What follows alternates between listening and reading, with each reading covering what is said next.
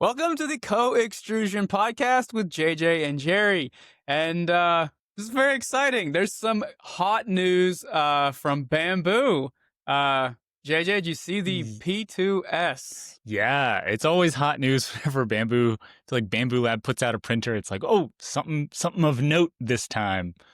So I know. And okay, so I saw the news about the P2S coming out, and it was like 2 days later that I saw a Reddit post and someone said, "I've got the P2S. It was already delivered. What questions do you have?" And I was like, "What?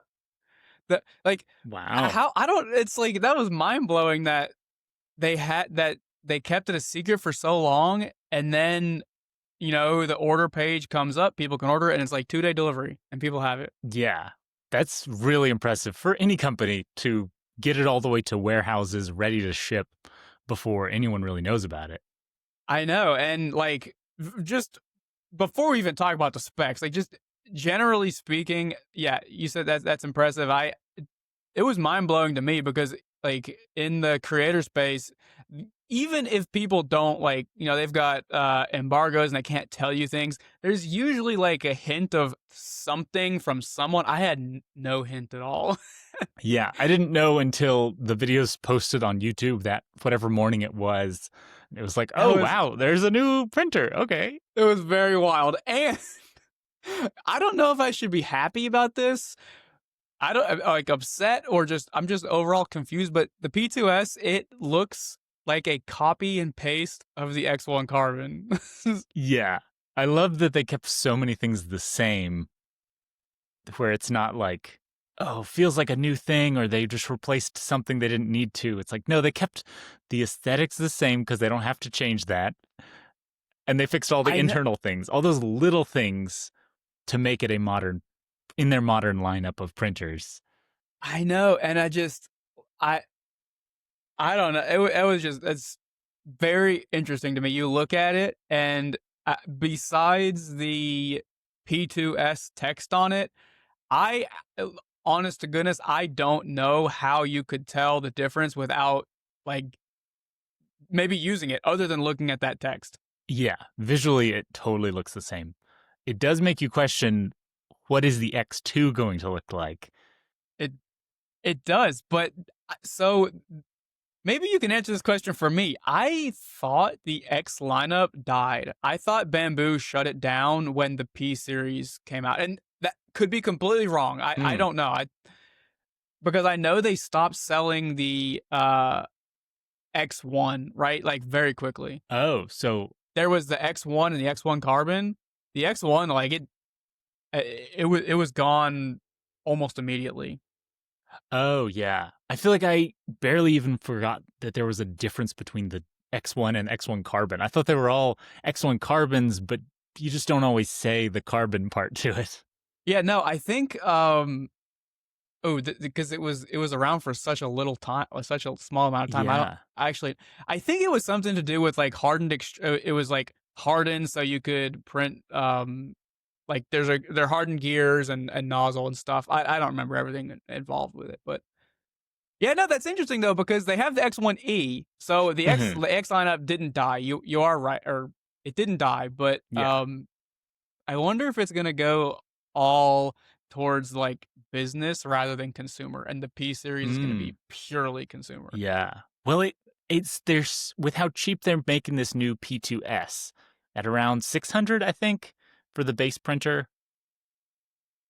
I am looking on the website right now, and I actually how did anybody buy it? Because it doesn't Yeah, I wasn't it's able to not. see it on their website, or I can see it, but I couldn't. It's like notify when available, and there's no price Yeah, there's no price for me listed either. there. But somewhere I else I don't. saw that, But yeah.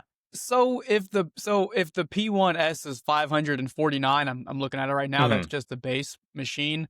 Um, then okay, if the P2S is $100 more, it's 650, 699, right? Hmm. So yeah, it's considerably cheaper than the X1 Carbon, which was, Yeah.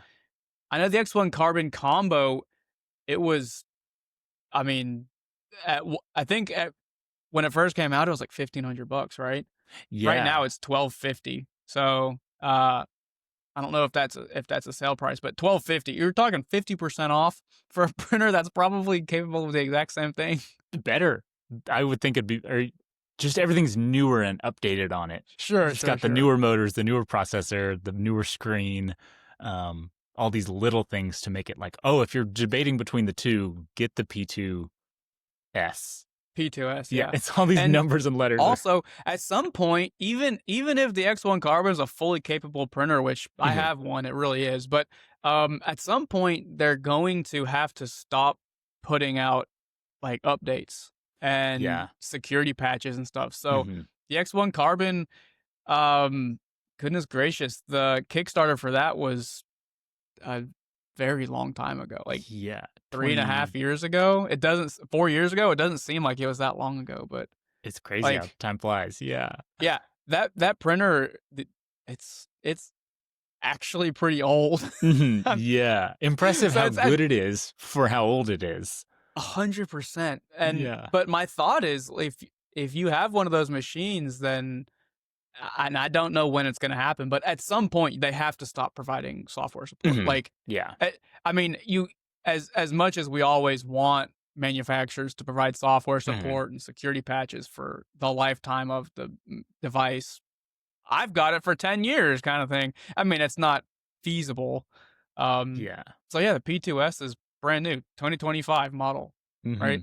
Yeah. So The newer nozzle on there, which is cool that they've now like kind of unified their nozzles, is cool from the A1s and the H series and this new P2 all have the same nozzles across the lineup, which are really great and super easy to change.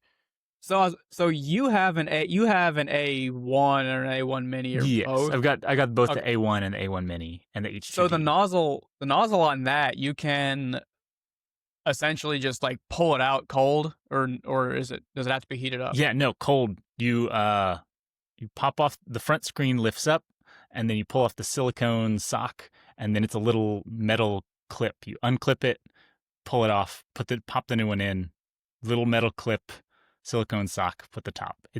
I did a short with it full time. I didn't have to edit it at all. I was just set up the camera, That's did crazy. the entire thing in it takes like 30 seconds. It's That's absolutely nuts. I mean, yeah.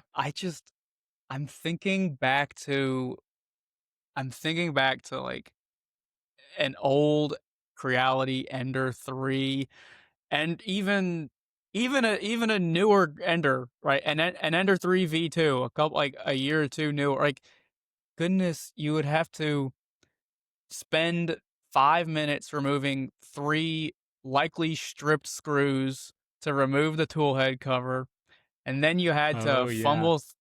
fumble through the software to heat up the nozzle on that absolutely awful like liquid crystal display or whatever it was. hmm With a And then rotary knob as your input.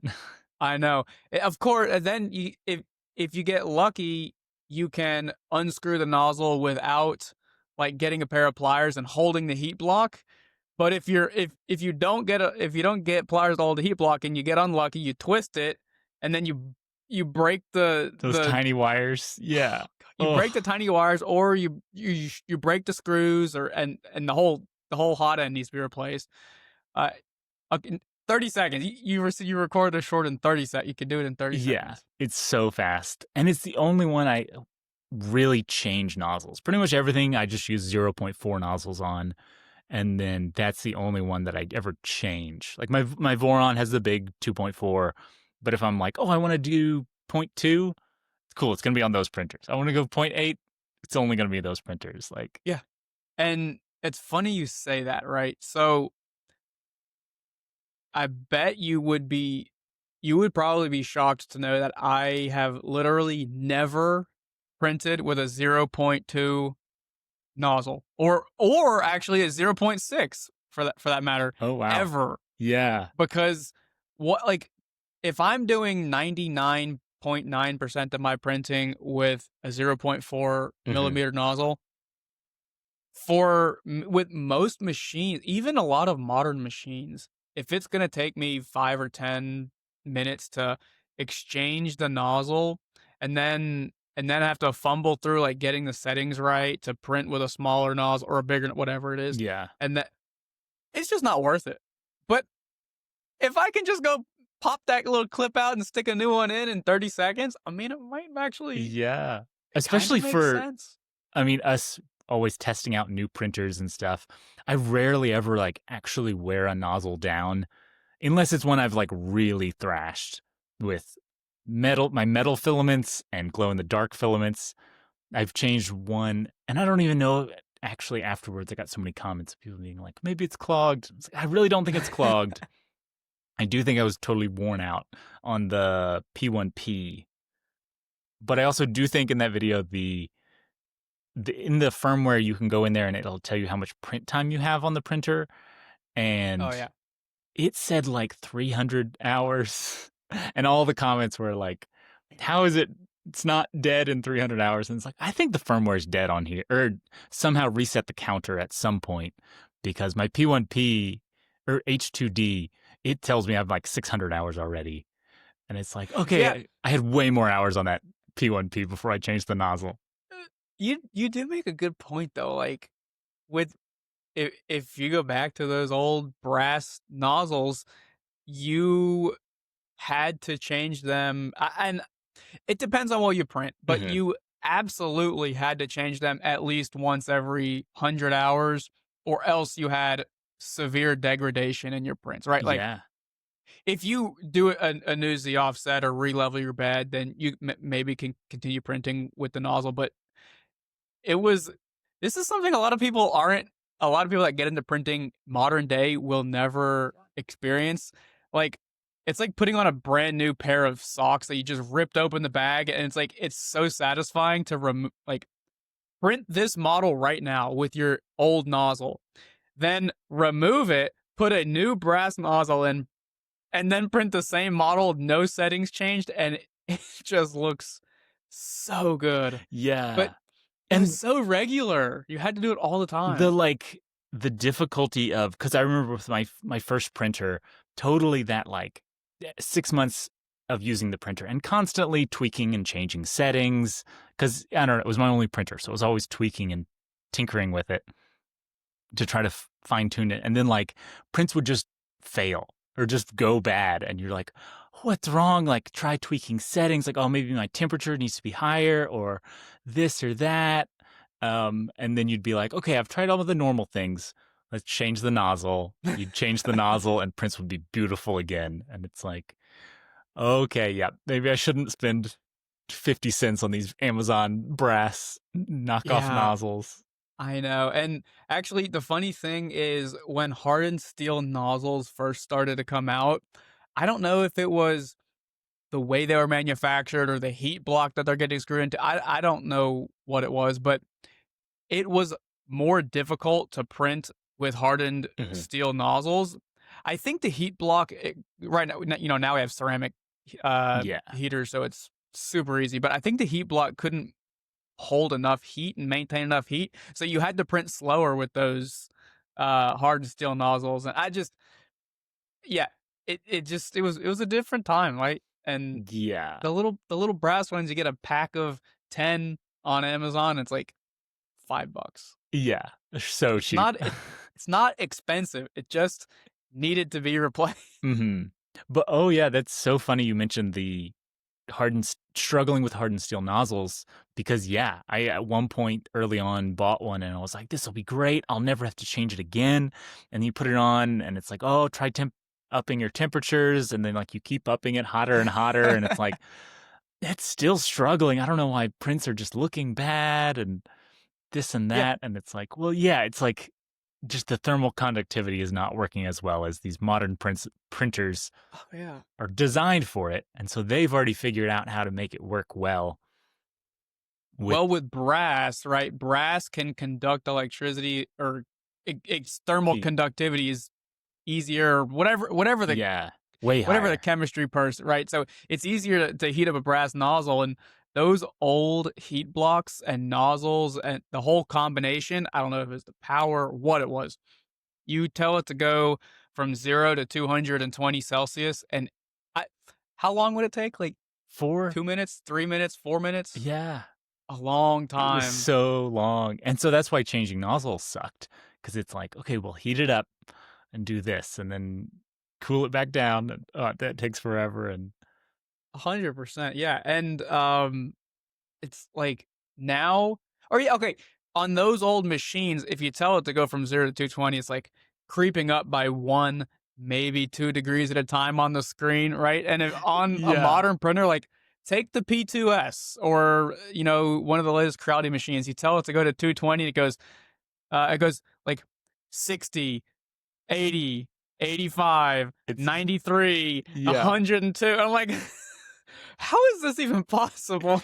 Yeah, I was thinking about that recently with some printer I was looking at the specs of. And it had like something crazy for how quick, like a 14-second nozzle heat up or something. Oh my Um, gosh. and I'm just remembering numbers right now. But I remember when the first ceramic heater I put on and being like, wow, this is crazy how it took Yeah. 60 seconds, not, I think it was closer 3 or 4 minutes for whatever my older aluminum heat block took to heat up. Yeah, I think my first ceramic heater was, and I could be wrong here, but it was like the Crowdy Spider Speedy V3 or something like that. Which, Yeah. by the way, I posted a video on that thing because it was the single worst. It was the worst investment ever. I mean, I sunk probably 45 or 50 hours into getting that thing to work, but Oof.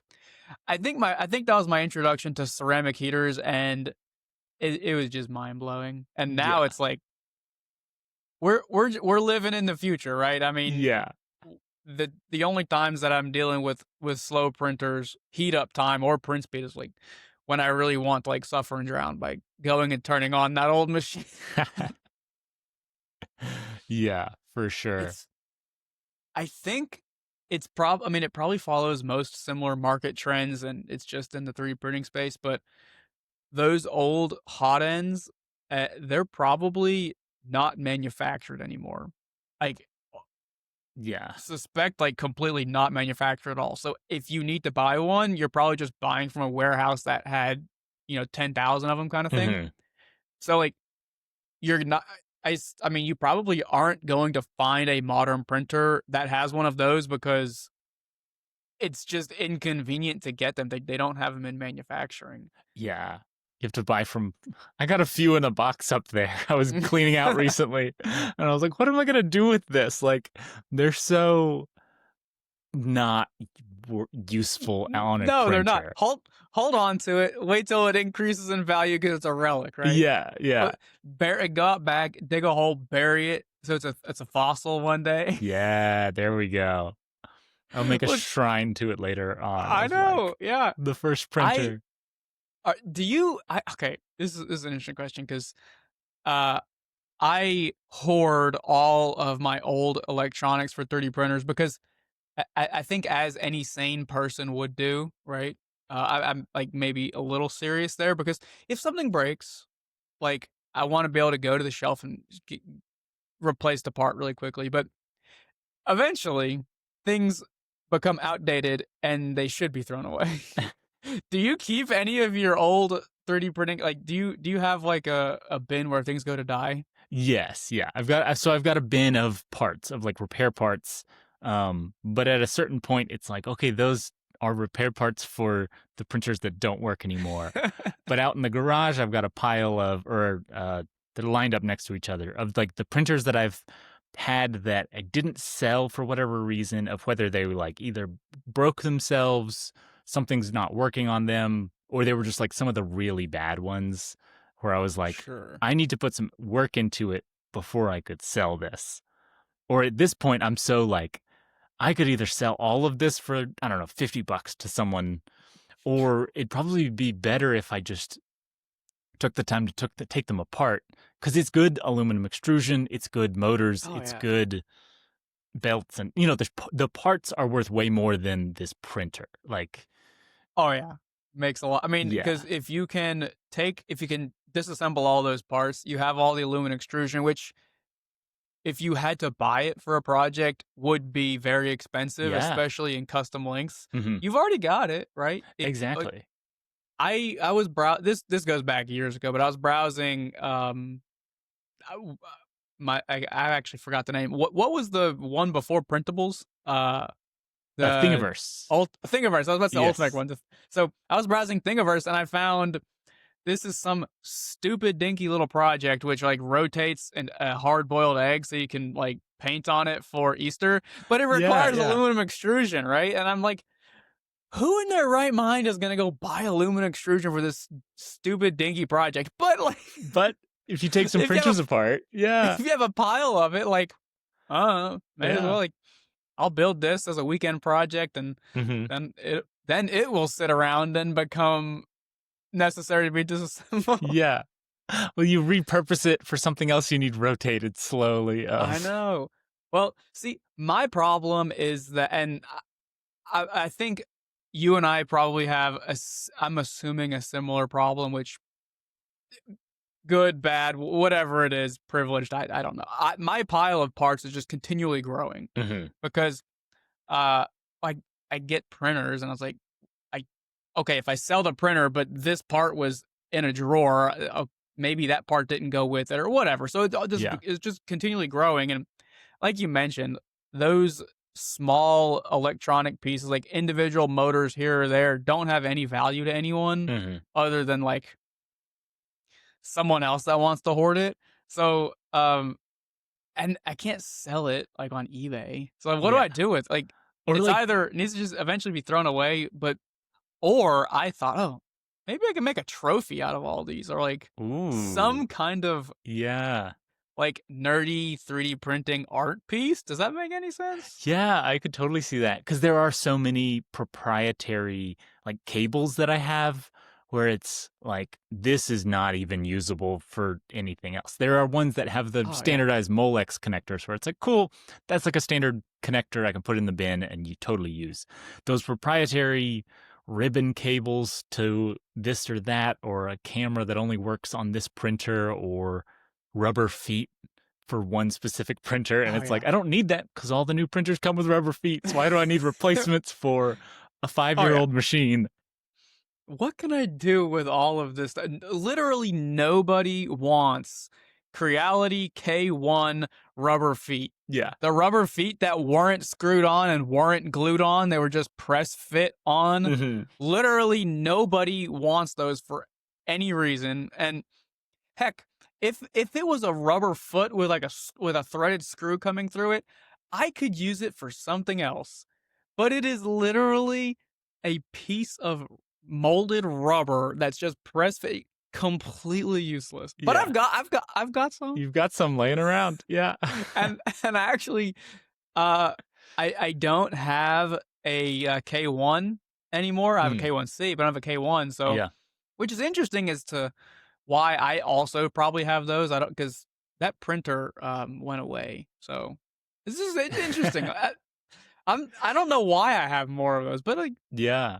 But yeah, what? there's always those. I am the same way of trying to, whenever I sell it, trying to get back all the parts from wherever they are around the studio and send it with it. But I still end up with a tub full of USB drives to a random thing or a nozzle where I'm like, this, it says Creality, but which printer does Which this go Creality? to?